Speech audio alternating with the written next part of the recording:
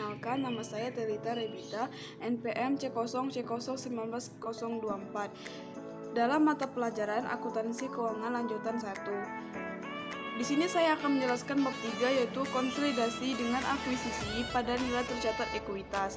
Yang pertama, karakteristik konsolidasian dengan akuisisi pada nilai tercatat ekuitas. Dalam aktivitas investasi pada instrumen ekuitas, suatu perusahaan memungkinkan untuk melakukan pembelian atas sebagian atau seluruh instrumen ekuitas yang dikeluarkan oleh investasi pada nilai buku tercatatnya. Yang kedua, prosedur konsolidasi menurut PSAK 65/2014. Prosedur laporan keuangan konsolidasian adalah sebagai berikut. Yang pertama, menggabungkan aset, liabilitas, ekuitas, penghasilan, beban, dan arus kas sejenis dari entitas induk dengan entitas anaknya.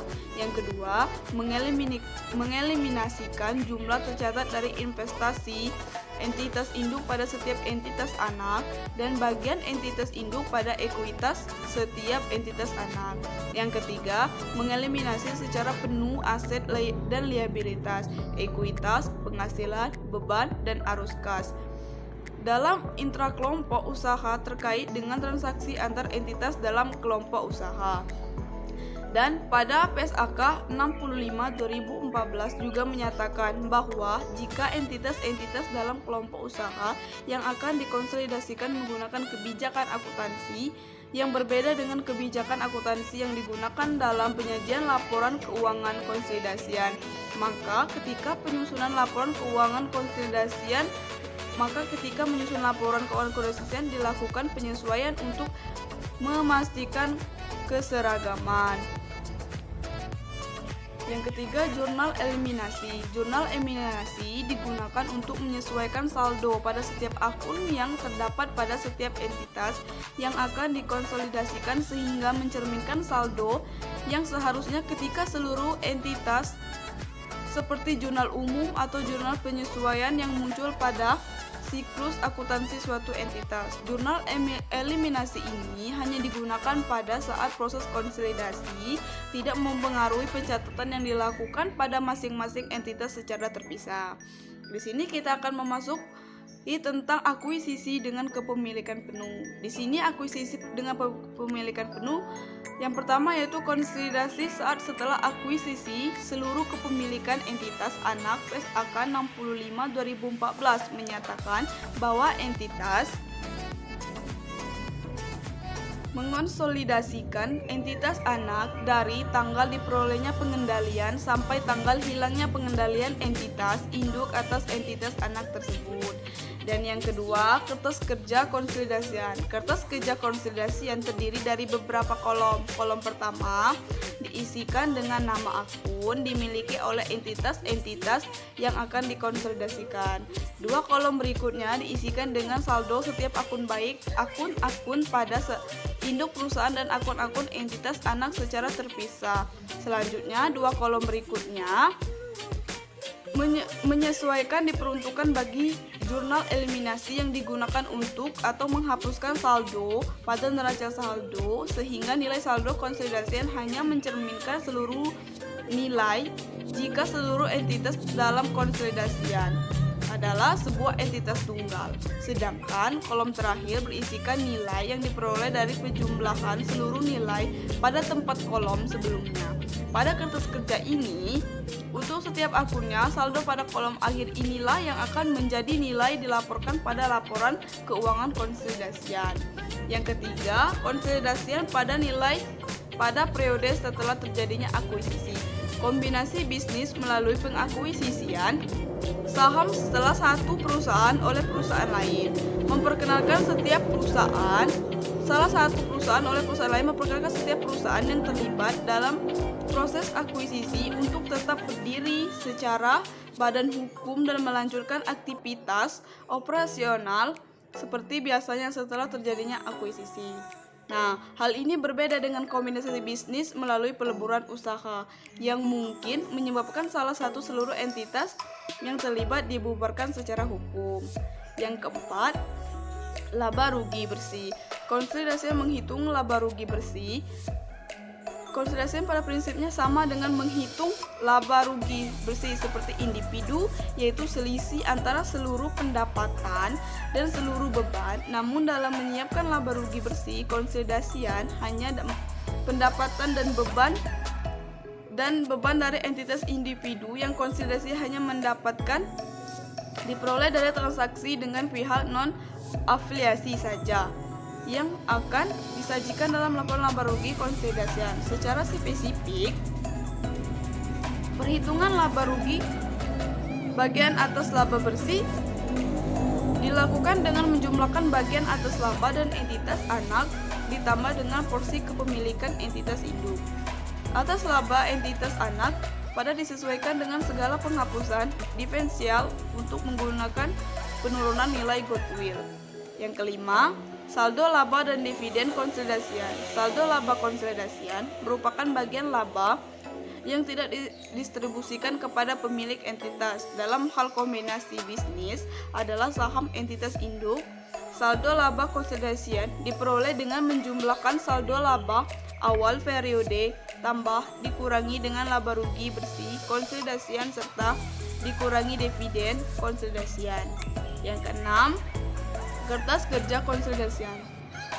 Selanjutnya, proses konsolidasian pada periode setelah terjadinya akuisisi juga dapat menggunakan alat bantu kertas kerja konsolidasian seperti yang ditunjukkan pada bagian sebelumnya. Hanya yang membedakan kertas kerja konsolidasian setelah terjadinya akuisisi setidaknya memiliki 3 bagian utama, yaitu bagian laporan laba rugi, bagian laporan saldo laba, dan bagian lapor posisi keuangan. Nah, selanjutnya kita akan memasuki konsolidasian setelah terjadinya akuisisi. Yang pertama, konsolidasian pada akhir tahun akuisisi pada setelah penyusunan laporan keuangan. Konsolidasian baik transaksi terkait pembagian dividen oleh entitas kepada entitas induk, transaksi terkait kepada pengakuan penghasilan dari entitas anak akan dieliminasi. Transaksi pembagian dividen perlu dieliminasi karena dari sudut pandang konsolidasian tidak ada dividen yang dibagikan karena penyerahan dividen dari entitas anak kepada entitas induk tidak menyebabkan keluarnya sumber daya keuangan dari perusahaan konsolidasian. Dan yang kedua yaitu konsolidasian pada periode setelah akuisisi. Pada prinsipnya, prosedur yang dijalankan untuk menyusun laporan keuangan konsolidasian pada tahun setelah akuisisi adalah sama dengan prosedur yang dilakukan pada saat menyusun laporan keuangan. Nah, selanjutnya kita akan membahas akuisisi kepemilikan sebagian menurut PSAK 65/2000. Suatu entitas dianggap memiliki pengendalian pada entitas lain jika dan hanya jika memiliki seluruh hal berikut. Yang pertama, kekuasaan atas investasi. Yang kedua, ekspor atau hak atas imbal hasil variabel dan keterlibatan dengan investasi. Yang ketiga, kemampuan untuk menggunakan kekuasaannya atas investasi untuk memengaruhi keputusan. Dalam PSAK 65/2014 juga disebutkan beberapa faktor yang dapat menjadi pertimbangan dalam menentukan apakah suatu entitas atau investor memiliki pengendalian entitas lain. EPC di antaranya adalah yang pertama, tujuan dan desain investasi.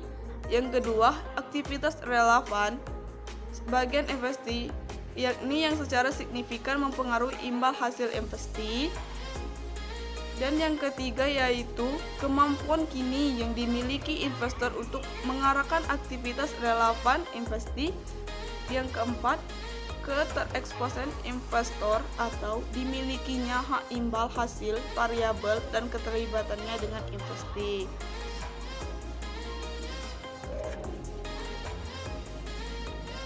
Nah, dan yang terakhir adalah isu lain seputar konsolidasian. Di sini dibagi menjadi beberapa. Yang pertama yaitu konsolidasi dengan metode biaya.